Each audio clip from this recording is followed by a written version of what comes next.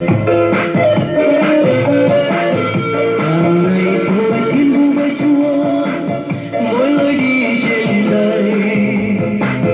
Hàng ngày tôi thiên vu với Chúa với tiếng ca rộn ràng. Dòng bầu trời mây ấm với bóng tối xuống lối đi trần gian. Tôi đã quyết tiến bước với Chúa, biết Chúa không thay rời. Giêsu ngài bản thân, sống mãi mãi với tôi.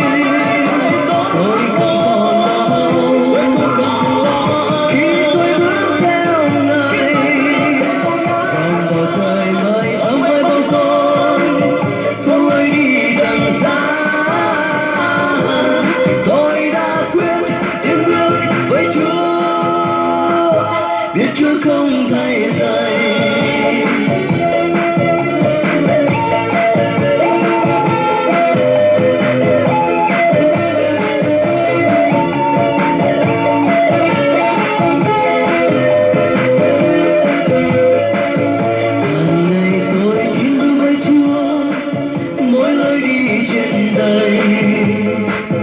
Hàng ngày tôi thiên bước với Chúa với tiếng ca rộn ràng.